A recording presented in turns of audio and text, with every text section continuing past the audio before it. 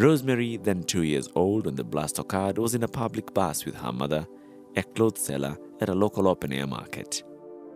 The years after the blast passed in a blur with numerous hospital visits for her and her mother, and when finally the funds dwindled, Rosemary's mother succumbed to blast-related complications. Rosemary and her 2 siblings were left under the care of her aging grandmother, who now had the sole responsibility of feeding, clothing, and educating the 3 children.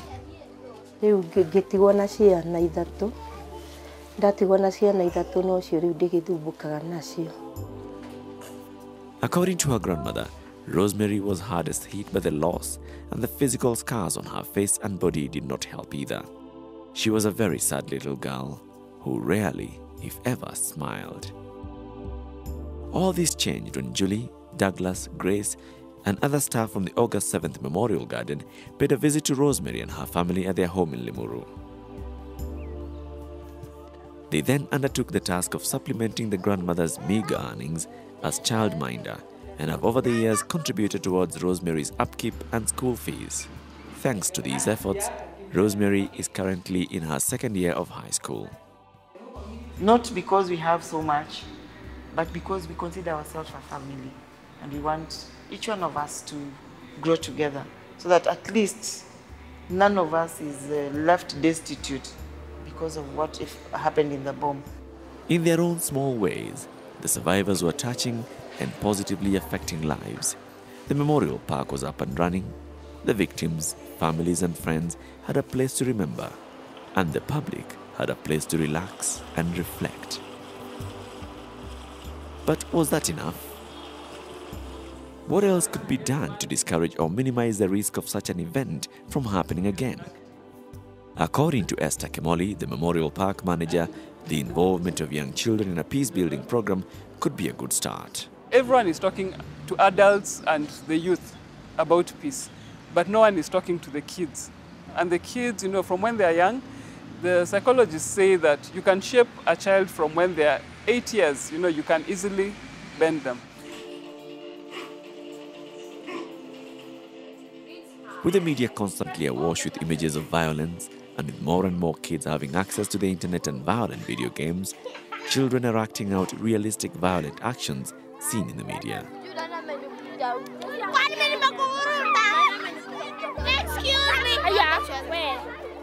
When we learned about the history of what caused the bomb to happen and what, we know these people are indoctrinated from childhood. So that's why we said, let's start from childhood. Because in our system, in our homes, children are not taught how to cope when there's conflict. The base instinct is to fight. Protect myself, destroy the other. It is for these and other reasons the park initiated the Peace Builders program in 2007. The main objective of the program was to offer education that would promote peace building among children through simple and practical programs offered by the Memorial Park. The Peace Builders Club was born of a need to reach out and teach children in primary school the importance of living in harmony with each other and their neighbors, and the need to condemn acts of violence in society for peace to prevail. Here I stand, announcing peace. Peace, peace, peace, a wonderful thing. We should maintain peace at school and at home, for when we have peace, our plans will work out fine. The key elements of the education project were peace building at individual and community level. Many people died, many people lost their loved ones. If there was peace, none of these things would have happened. Forgiveness and compassion, breaking the cycle of violence and replacing it with new ways of dealing with conflict and developing peace initiatives. We have to have a society where everybody has a chance to express themselves, but to express themselves through acceptable means. And terrorism and bullying and force and violence is not an acceptable means. In 2008, the program morphed into a club, the Peace Builders Kids Club, which was launched in April 2008. We are Peace Builders from Nairobi South Primary School. With a club kind of structure, the program kicked off at the Memorial Park and continued at various schools. The kids come to the park, we take them on a tour, and then we have what is called a stirring up session. During the STARP session, we just prompt them, on what they know about peace, on how they resolve conflict, on what kind of conflict issues they have at home and in school. And it's a discussion, so we let them talk and express themselves. Then after that, we teach them on how to form a club, and they go back to their school and form a club. But what happens is that it's not just a club for fun. We give them like a challenge for the term. So the challenge can be for them to identify what is a key issue. They discuss those issues and they try to identify ways in which they can overcome that challenge. Each school or a group of children registers to become club members and needs an adult to be a patron of the club.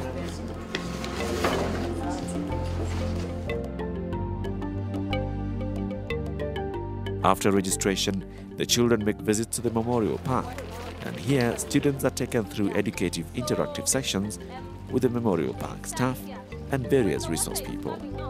We're going to start with the watching of the film. As the students watch a video of the bomb tragedy during a startup session, their faces tell it all. Shock, sadness, disbelief. What the kids learn during this time is expressed during an art and craft session. During these sessions, the kids are given the term's theme and activities to follow through once they are back in school. It is hoped that after these sessions, the children are able to positively influence their school community, and that's exactly what the students at Logos Christian School are doing.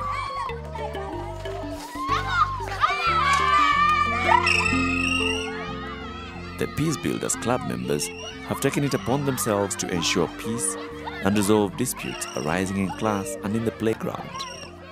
You guys, I think we really need to know the importance of peace. Of course, this was an important march, but I think that if you have a problem with the decision that the authority made, like the ref, I don't think that you should go, yeah, shouting and screaming. I think that you should talk to the ref. In your life, if you have a problem with the decision that the authority has made, talk to the authority nicely. Then maybe they listen to you. On the other end of town is Mukuru kwa Njenga. This is a slum in the eastern side of Nairobi. It is one of the largest slums in the city. Here, like in most slums, insecurity and violence reign. However, for the Peace Builders Club members at the local primary school, violence is no longer an option in conflict resolution.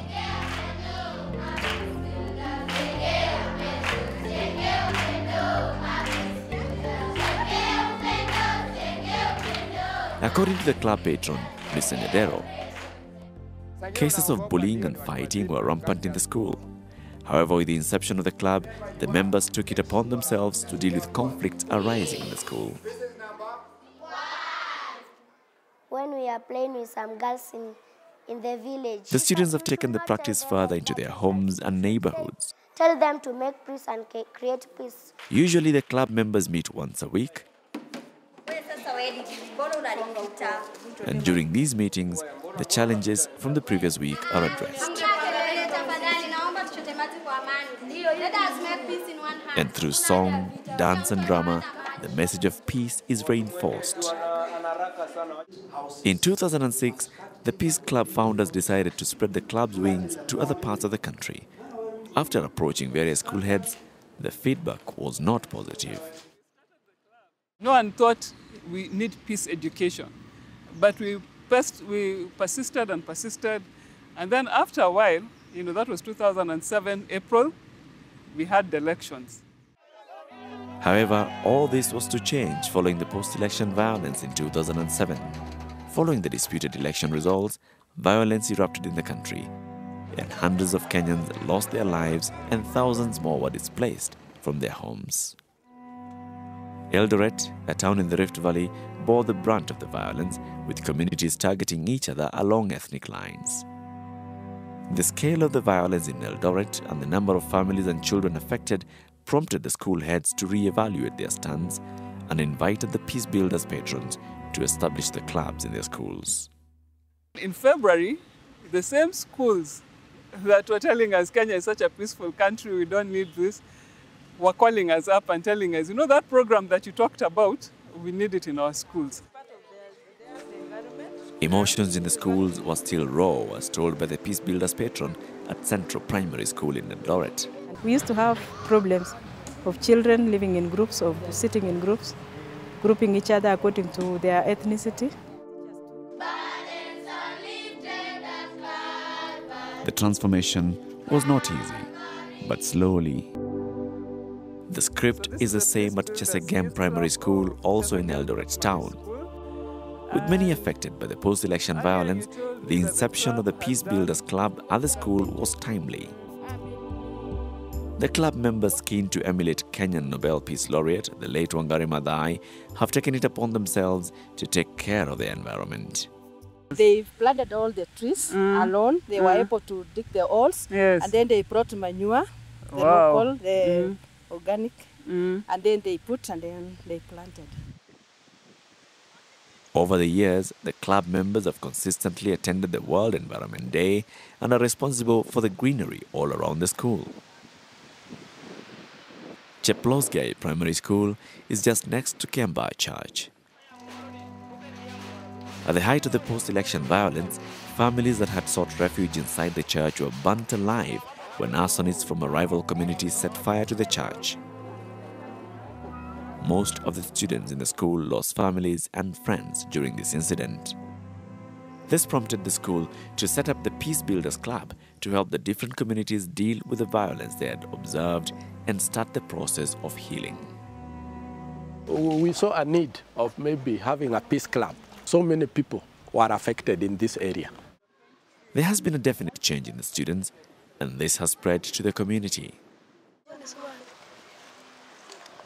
The students are proud of their achievements, which have involved tree planting and beautification of the school. In addition, the Peace Builders Club members, with the help of the community, set up water projects in the school, ensuring students had access to clean water where previously there was none. To make sure there is peace and order in the school. 3 years ago, the Peace Builders Club was started at Border Farm, also in Eldoret. With only a handful of students during inception, the club has grown in leaps and bounds to over 200 students and counting. It has reached a point that I cannot handle the club as one. I have to split it, maybe have a junior club and a senior club. The major achievement has been the setting up of a computer lab. This was done with the assistance of peace builders from a different area of the country, who were quite impressed with the Peace Builders activities at Border Farm Primary.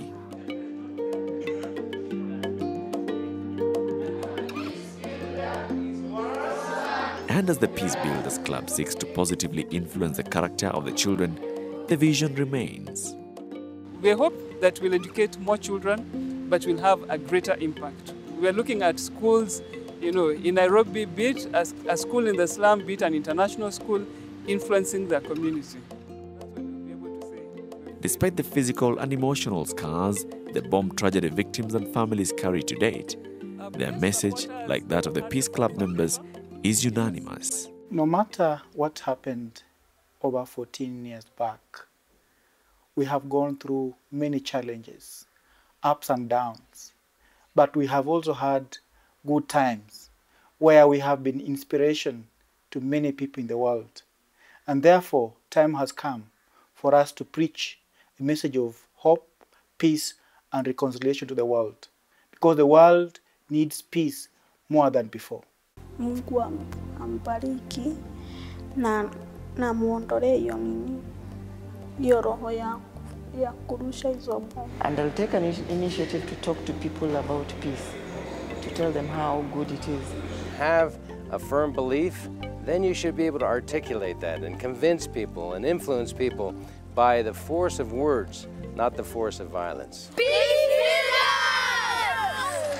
The Peace Builders Club may be a small voice in the wild, but slowly and surely that voice is being heard.